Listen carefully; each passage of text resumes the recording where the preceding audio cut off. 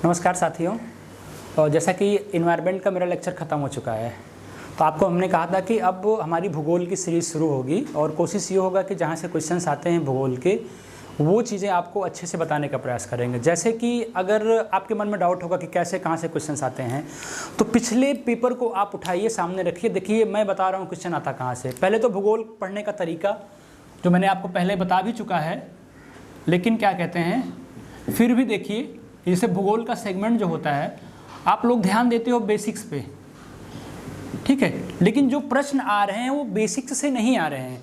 Basics के through क्या कहते हैं वो क्वेश्चन कॉन्सेप्चुअल बन रहे हैं और उससे बन रहे हैं, ग्लोब से बन रहे हैं, मानचित्र से बन रहे हैं। तो अब जो क्वेश्चन आते हैं वो फैक्चुअल आने की संख्या कम होती जा रही है, बेसिक्स की संख्या ज़्यादा हो रही है। प्लस बन किससे रहे हैं? मैपिंग से बन रहे हैं, ठीक है। जैसे पिछली बार क्वेश्चन किससे आया था?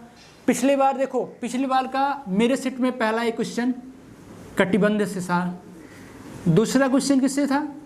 चक्रवात से था, वर्षा से क्वेश्चन आया था, विक्षोभ से, ठीक है। देखो याद है, बताते चल रहे हैं। एक क्वेश्चन आया था पठार से, टेलीग्राफिक पठार से क्वेश्चन आया था, ठीक है।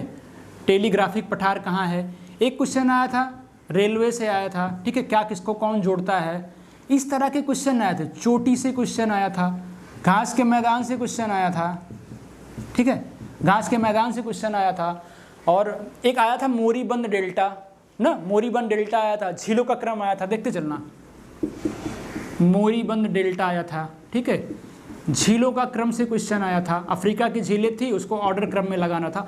तो ऐसे क्वेश्चंस आए थे, पर्वतों से आए थे, रेल मार्ग से आए थे, घास के मैदान से आए थे। तो ये सारे क्वेश्चंस इंपॉर्टेंट हैं, ये सारे टॉपिक्स इंपॉर्टेंट हैं, तो जो एग्जाम में आते ही आते हैं। तो हमने क्या कहा कि हम क्या पढ़ाएंगे आपको।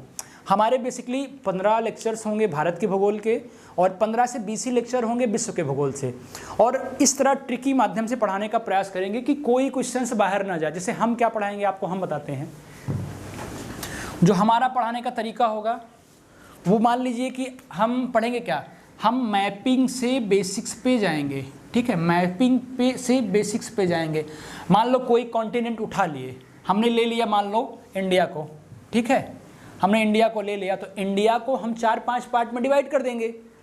इंडिया को हम 4 से 5 पार्ट में डिवाइड करेंगे।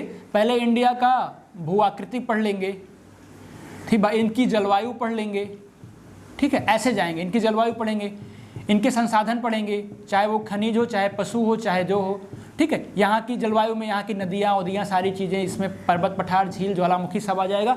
तो इसको 5 पार्ट में डिवाइड करने पे ये होगा कि हर कॉन्टिनेंट को बारी बारी से पढ़ाएंगे। भारत के भूगोल को उठाएंगे तो 5-10 लेक्चर में ख़त्म करेंगे, विश्व के उठाएंगे तो 5-10 लेक्चर में ख़त्म करेंगे। तो मान के चलो कि 25 से 30 लेक्चर में पूरा का पूरा भूगोल खत्म करेंगे, ठीक है। और कोशिश क्या रहेगी कि ये जो अभी हमने टॉपिक्स बताए यहाँ से क्वेश्चंस आए। जैसे कि अब शुरू से ले ही लो, उठा लो भारत को, मान लो कि क्वेश्चन आएगा कहाँ से। मान लो कि मेरा क्लास कंप्लीट ना हो पाया तब तक आपको एग्जाम देना, तो आप पढ़ के क्या जाओगे? आप नोटबुक उठाओ, कुछ इंपॉर्टेंट चैप्टर का चयन करो जो अभी हमने आपको बताया है, ठीक है। उसका चयन करने के बाद आप कोशिश करो कि उन 15-20 टॉपिक्स के पेपर्स को आप एक जगह माइंड मैप बना के नोट्स बनाइए और उसको कंप्लीट करने का प्रयास करिए। जैसे कि पहले तो समझाने के लिए सौर मंडल आपको बताना पड़ेगा, पूरा का पूरा सारे ग्रह बताने पड़ेंगे। लेकिन उसके बाद जब हम इन चीज़ों से ऊपर से नीचे की तरफ आएंगे तो पर्वत पठार बताएंगे, ठीक है, नदियाँ बताएंगे, घास के मैदान बताएंगे, ठीक है, ज्वालामुखी बताएंगे, झील बताएंगे, ये डेल्टा बताएंगे, जो क्वेश्चन अभी बताया डेल्टा बताएंगे, ज्वार नदमुख बताएंगे, ज्वालामुखी पढ़ाएंगे। मतलब ये टॉपिक्स पढ़ाने के साथ साथ घास के मैदान हो गया ना, घास के मैदान बताएंगे, ठीक है। उसके बाद फिर बादल बताएंगे, स्थानीय पवने बताएंगे, हवाओं को बताएंगे। इससे ये होगा कि नदियों के किनारे बसे शहर बता दिए आपको। इससे ये होगा कि जहाँ से क्वेश्चन आता है वो टॉपिक्स आपका तैयार हो ही हो गया। और जो 2-4 क्वेश्चन बाहर से कॉन्सेप्चुअल टाइप के बनते हैं वो हम क्लास में लेक्चर के माध्यम से मेंशन करते चलेंगे। वर्षा वन पढ़ा रहे हैं तो वर्षा के बारे में बताएंगे, कटिबंध बताएंगे। पिछली बार क्वेश्चन कटिबंध के बारे में आ गया था, लोग ऊपर की तरफ देख रहे थे कि यार बहुत टफ क्वेश्चन आया था भूगोल का, लेकिन बहुत टफ नहीं है, इजिली बेसिक इजिली क्वेश्चन है। लेकिन उसको कोशिश करेंगे करंट के माध्यम से अपडेट भी करेंगे और क्या कहते हैं बेसिक के साथ आपको बताने का प्रयास भी करेंगे। तो कल से हमारी भूगोल की क्लास शुरू हो रही है। पहली क्लास भारत का भू आकृतिक होगा। भारत के भू आकृतिक में पहले बेसिक्स माइंड मैप बताएंगे कि हमारा पढ़ाने का प्रयास क्या है। उसके बाद भूआकृतिक का 3 से 4 लेक्चर होगा जो पूरा भारत के कश्मीर से शुरू होगा, कन्याकुमारी तक आएगा। मतलब इस छोर से होते हुए पश्चिमी पूर्वी क्षेत्र से होते हुए पूरा का पूरा नीचे तक बताने का प्रयास करेंगे।